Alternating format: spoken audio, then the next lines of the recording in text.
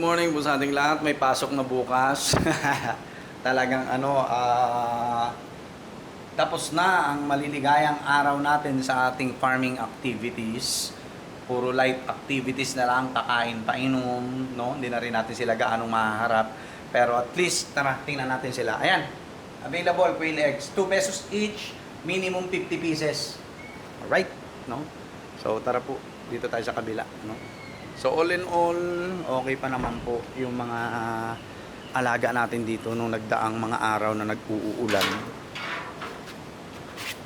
Bibigyan natin sila ng mga gamot, no? Mamaya, Premoxil. Lahat po to, no? Premoxil po sila.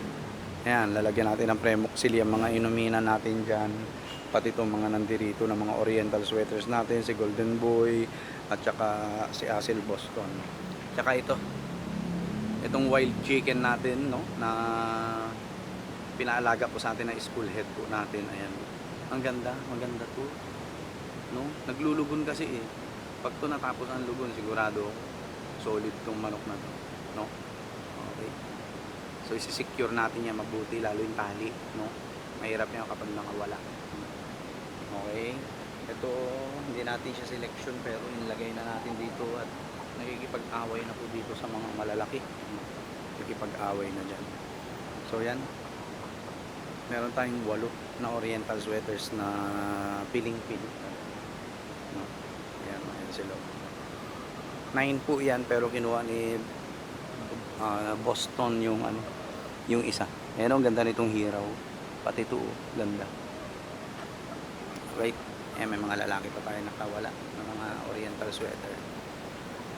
Ayan, sa Asil Boston, tsaka si Golden Boy sweater natin. Ayan, after tagpulan, pwede nang ipulis yung mga yan. So dito, okay pa naman. Ito nagsisilbi po nilang silungan, no? Diyan sila nangingitlog, diyan sila sumisilong. Kaya sana wag muna masira, no? Kaso nga lang, ayan, pabigay na. Magtingin tayong itlog kung may road. Okay, wala pa. Pero may nakuha na ako dyan isa. May nakuha na po ako dyan isa. Tapos, ayan sila, yung original natin na 5K sweater. Ayan, mga anak niya na oriental sweater, tsaka yung mga ludo. Dalawa po yan, no? Na original natin. Okay? So, may mga nakawala pang mga lalaki po dito. Hindi ako nagkakamali. 4 pa o 5. No? 4 or 5. So, kapag lumalaban na, tsaka natin ilagay sa scratch pen, no?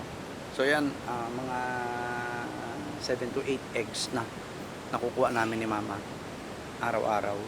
So safe na yung itlog namin. Ayan, original natin 5K sweater din. Dalawa po yan, no? Yan ang nanay, yan dalawang yan, at saka yun. So yun, yan po ang nanay ng mga oriental sweaters natin. Yan, yung mga yan, pati yung mga lalaki sa ating scratch pen, no? Sa scratch pen natin. So all in all, goods na po dito. Dito nga lang ang problema natin, binabaha po yan. Yan, binabaha. So ang naging solusyon ko, nilagyan natin ng hollow block sa gitna. Ayan, hollow blocks po, tungtungan nila, no? Pati yung mga yan lalagyan natin kapag lumalaban na itong mga lalaking ito. Ayan, mga acid looking kasi po yan, no? At hindi natin pinipili. Ayan, oriental sweater pero acid looking. Ganda sana ng kulay, no? So yun, na-test na rin natin itong tag-ulan. Ang nahihirapan lang ako, itong area na to, no? Nababasa yung loob ng bahay. Tapos pag lalabas ako dito, mababasa talaga ako, no? Kaya mangyayari po, pag umaga bago pumasok at maulan, wala tayong choice. Kundi pagpapakabasa na lang siguro, no? Magpapakabasa na lang tayo. Sila magpapakabasa, tapos timpla muna tayong kape, prepare muna ng baon, yung mga gagamitin natin, uniform, bag natin, mga laptop, iayos na natin, no? Tapos bago tayo magpakain, magpakabasa, no? Kasi after natin magpakain dito tsaka dun sa mga pugo natin sa loob, ay maliligo na rin po tayo. Ganun po yun. No? So, after natin asikasuhin yung mga nandirito, ayan, dito na tayo. No? So, light activities lang naman dito. No? Uunahin ko tong pakainin, tapos sunod ito. Ayan, lalagyan natin pagkain. And then, inumin. Papalitan na natin yung inuminan nila. No, yung mas malaki na. Ito. Naka-ready na po. Ito na. Ang susunod na inuminan nila. No? Ayan. Mas malaki. So, ayan na natin kung madumi hanggang maghapon. Ang sa akin lang naman is basta may mainom sila, no? Lalo naman na ngayon, tag-ulan na. So, less na yung pag-consume nila ng inumin. Yan, no? Less na yung pag-consume nila ng inumin. Right? So, all in all, madali na po silang asikasuhin itong mga alaga natin kahit sa kabila. No? Ayun, may itlog. Kunin na natin to. Mamaya pa sana eh. Ayan na. 2 pesos. Diba? So, mamaya ko na po sana kukunin. Kaso nga lang, yun. Kailangan kunin na natin kasi sayang eh. Ayan, no? Nais-isang ko na rin po to. Yan, yung painuman nila. Yan. Nais-isan na. Nalinis na mabuti. Pati yun dito. Nais-isan na yan. Tapos nalinisan na natin mabuti. Alright? So, wala nang struggle yan sa mga susunod na araw ulit. Friday na lang linis ng hapon or Sabado ng umaga. Okay? So, malapit na rin po tayo mag-breed. Ayan, malalaki na po itong mga to. Ayan, oh. Ito na yung mga papisa po natin. Malalaki na set. Ayan. No? Malalaki na. Wala nang problema to. Wala nang problema. Okay? Ito, mga breeders natin soon. Nga lang, di ako nakapamili ng mas maayos. Ang dami kasi nila eh. Ayan, oh. Yan, mga breeders natin soon. Okay. Mga breeders po natin. Alright. All in all, gano'n lang po gagawin natin pagkagising, timplang kape, asikaso ng baon, gamit yung bag natin, lalagay na natin sa sasakyan. Ayan, no? Para bago tayo mag-asikaso sa kabila, magpakabasa ng ulan, ay naasikaso na po natin yung mga kailangan natin para sa trabaho. No? Unahin nating asikasuhin po yung sa kabila bago tayo pumunta rito sa mga to, no? And then after natin mag-asikaso, kape-kape lang saglit, lagay natin yung kape natin dito para kahit basa tayo makakapagkape tayo. No? And then yun na, no? Tapos kung may mga orders po na itlog, pugo ang mga kasamahan ko, ang gagawin natin is gabi pa lang i-ready na natin kasi meron akong kasamahan mahilig sa itlog ng pugo, yung mga anak, no? Kaya gabi pa lang ay mag-aasikaso na tayo ng mga orders ng mga itlog pugo, no? Ayan. Okay? So ipa-plastic na lang po muna natin dahil hindi pa ako nakabili ng mga dapat bilhin, no? At yan, may mga available po tayo. Pangatlong araw ng egg collection.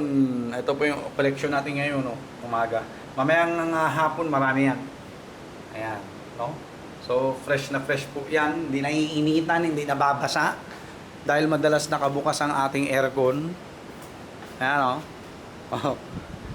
Nakabukas ang aircon, malamig dito sa bahay para naka-chiller din sila. Siyempre, kung nakabukas ang aircon, tatapatan yan naman ng anak ko. Yan. Pensyonado yan, boy. Pensyonado yan. Kain tulog ginagawa niyan, tas gala. Okay? So, yun lang po. Pahinga, kain, tulog, ang gagawin po natin maghapon, less na yung activity natin sa mga pugo at saka manok po, no? Para at least makapag-settle down din yung katawan natin sa trabaho. Alright? At yun, kung tatanungin nyo ako, marami pa tayong gagawin dito. Sa kabila, wala na po. Okay na yun, mga yun, nando doon. No? Wala na tayong gagawin dito. May nakalimutan ako, bigyan ng inumin yung hiraw natin, madugyot sa inumin. Dito po wala na pong gagawin naman.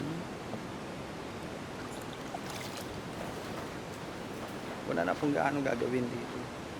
Safe na tayo dito. Ayan. yung hiraw, lagyan natin ng tubig. Ayan. Madugyot kasi po itong manok na to sa inumin. Ayan. Tubigyan na rin natin. Ang gagawin na lang po dito, kapag kumita na ulit tayo ng pera, ayoko sa inyo muna maggastos po, no? Gusto ko makita, maramdaman na kumikita talaga yung pugo natin at kumikita po talaga, no? 11 days ng benta natin sa itlog, napalabas na po natin yung pinambili natin ng pagkain nila, no? Okay, pangkain, benta ng itlog natin na ika 11th day, labas ang benta natin sa pagkain nila, no? So yung mga pagkain naman nung dito is 900 pesos na Enerton, no? Bali ilang araw na collection din yun, 9 days. Pero hindi ko kasi kinukuha yung pagkain ng mga manok dito sa kinikita ko dun sa kita ng pugo. Magkahiwalay po sila, no? Siyempre dito palabas pera rito. Palabas ang pera rito. Pero magbebenta po kami ni mama ng itlog ng manok, no? 250 pesos per tray siguro, no? Kaya mga yan, malalaki itlog nito mga to, brown din. Hindi kayo lugi, no? Hindi kayo lugi. Alright? Dito, to. Yung trapal nito, ayusin natin yan. Ayoko yung ganyan. Trapal niyan, trapal din nito. Tsaka yung pakainan na si Parlins, di pa tayo nakabili. Isa. Ayan. Pampakainan yan, no? Kasi magbe-breed po tayo, mabilis lang yung mga yan. Mabilis lumaki, mabilis mangitlog. Katulad nito, oh. June 17 onwards, mag-start na mangitlog po itong mga to. Ganito po kaliliit nung nabili po natin yung mga layers natin. Ito mga to. Ngayon halos kasi laki na nila, no? Kasi laki na nila, malalaki na. At malapit na po tayo makapag-breed, no, ng mga quail natin. At lalaki na po, lalo yung kikitain natin. Yan. Saktong-sakto magpapasukan. Opo, no? So this year, table eggs and fertile eggs lang muna ang ibebenta po natin. However, kung may mag-e-special request na magpapa-reserve is, alam ba, 500 heads na DOC or RTL, pwede naman, kaya naman natin siguro, no? Pero yung RTL, RTB kasi kailangan natin ng lugar, no? Ayan, meron naman tayong lugar, no? Siguro isang pisaan, no? Pero magpapadown po tayo, no? Half ng price. So minimum 500 heads, 18,000 po 'yun. So magpapadown payment po tayo ng 9,000 para sa RTL. Pero po, kapag day old chick naman, 2 days, 3 days kukunin na, down pa rin po ng half. No? Down pa rin po ng half.